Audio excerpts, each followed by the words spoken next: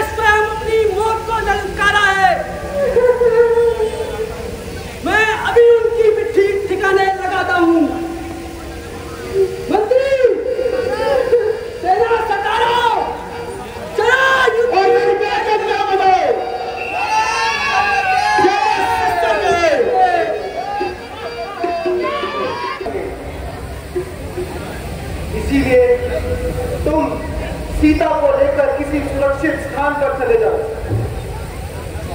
मैं अभी उनकी मिट्टी ठिकाने लगाता हूं।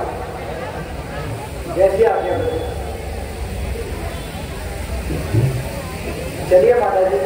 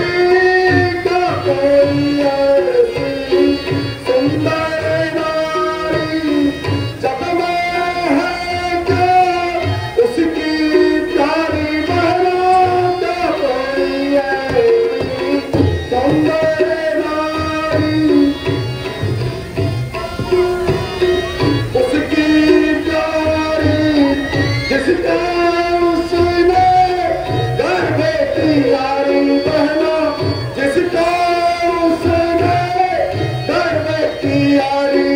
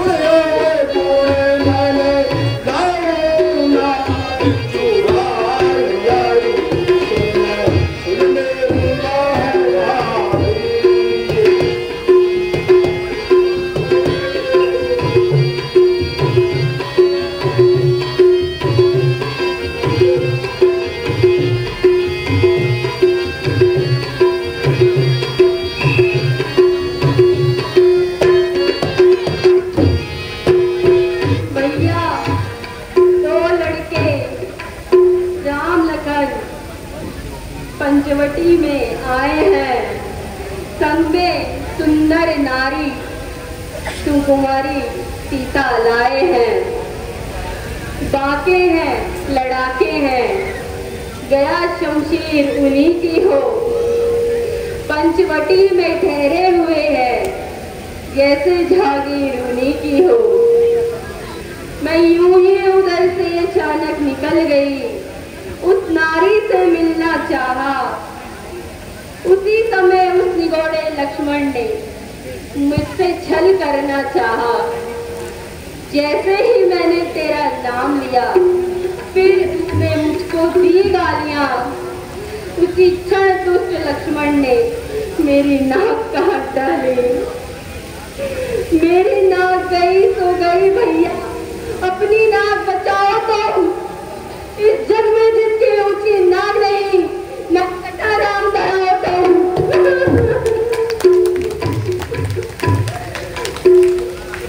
हम शेर हैं, तुम कब ना करो बहना। उसकी भी नाक ना रखूंगा मैं, भेजो नखरों की राह, उसकी नाक रगड़ दो मैं। नारी की नाक उड़ाने में होती नहीं धाक ऊंची, अब लाकर हाथ उठाने में होती नहीं नाक ऊंची। मैं चला नाक की सीध अभी, नाके पर पकड़ लूंगा मैं। तेरी आंखों के आगे उनकी नाक रगड़ लूंगा मैं।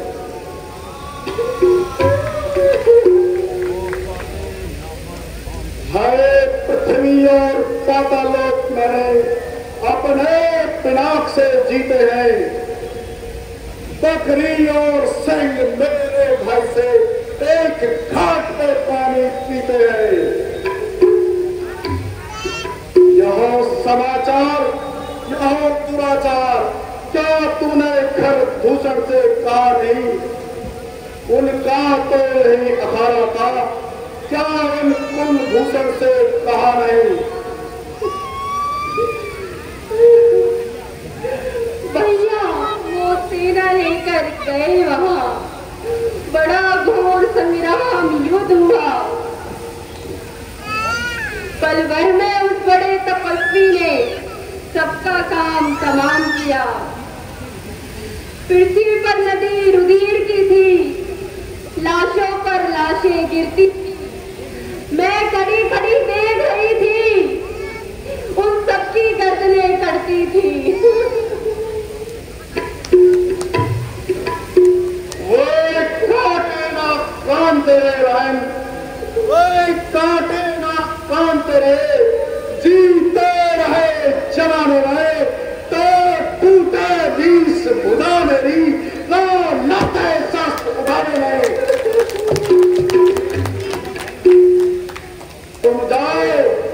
तुम जाओ धर धरो, महीनों में आराम करो। मैं दंडक बन को जाता हूँ, ये नाक कान काटने के बदले उनकी नारी हर के लाता हूँ।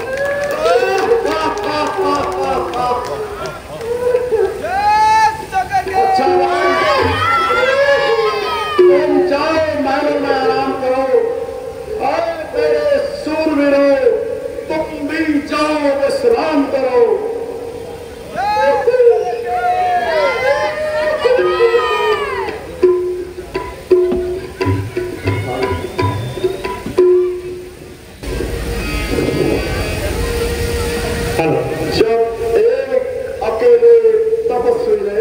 जब एक अकेले तपस्वी ने सब पीरों का संहार किया, तो निश्चय ही सिद्ध हुआ, नारायण ने अवतार लिया। अपना परिचय देने को दिखलाई है हो युक्ति मुझे, इस रण के कारण रण से दिलाई मुक्ति मुझे।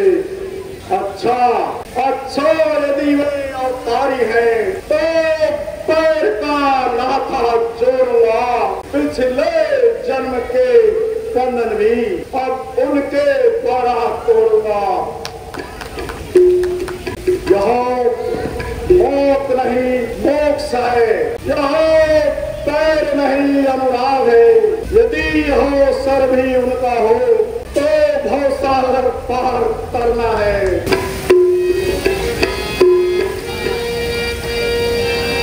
नरैना गया सुर मुनि जीते, सुर नरैना सुर मुनि जीते, सुर नरैना गया सुर मुनि जीते, सुर नरैना गया सुर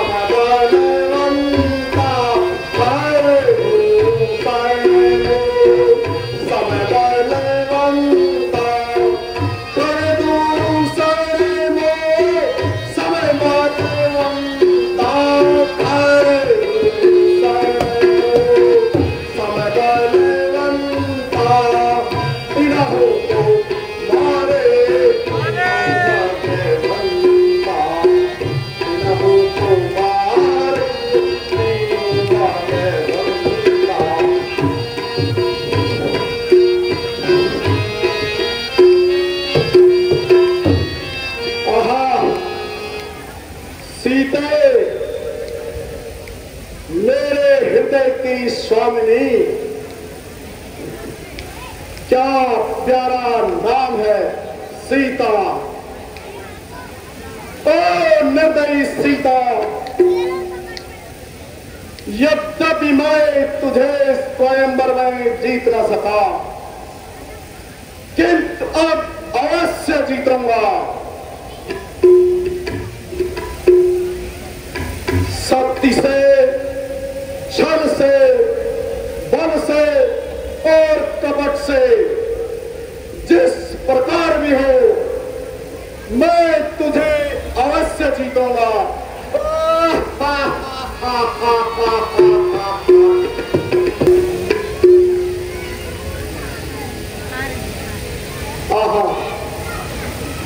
याद आया, वो भी उचित समय में मारीच, मामा मारीच, अब वो कपट विद्या का धनी, अब उसकी सहायता लेता हूं।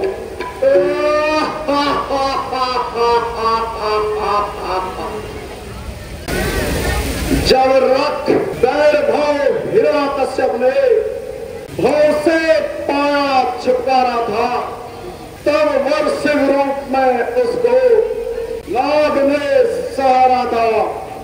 यह निश्चय होता है, मुक्ति मुझसे दूर नहीं, भाव सागर में गोता खाना, यह बात मुझे मंजूर नहीं।